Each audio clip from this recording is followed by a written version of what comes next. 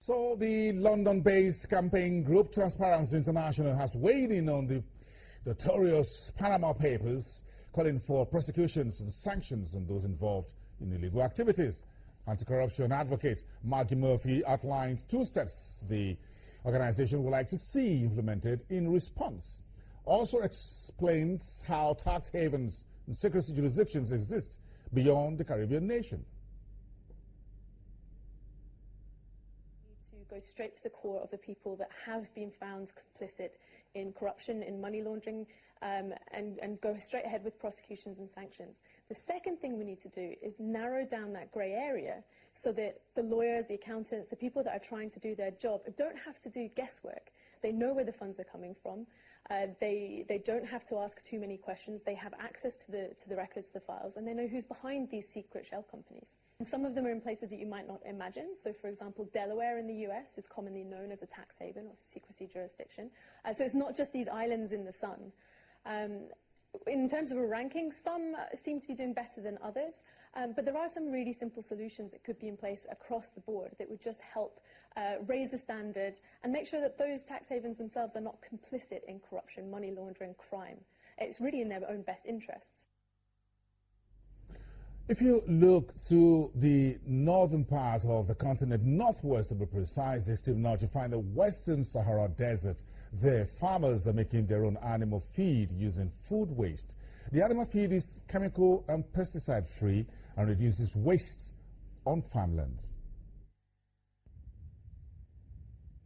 In the desert town of Dakhla in the Western Sahara, farmers are looking for more efficient ways to feed their livestock.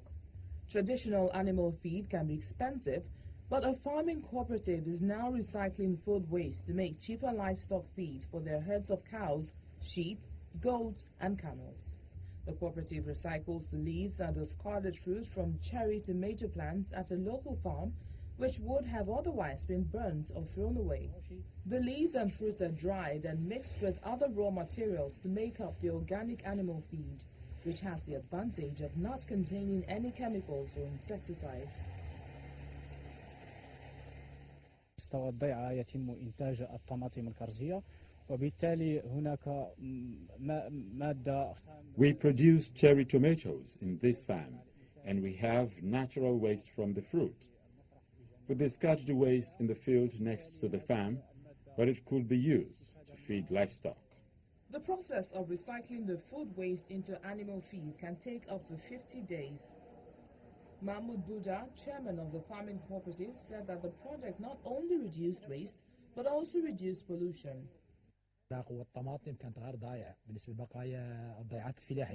Both leaves and tomatoes were wasted by local farms, and sometimes leaves were burned, which was polluting the city. Today, leaves are not burnt anymore.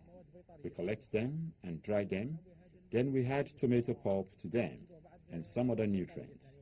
We make food for all animals, such as camels, sheep, and cows, especially since the Hood at Dahab province witnessed drought for successive years.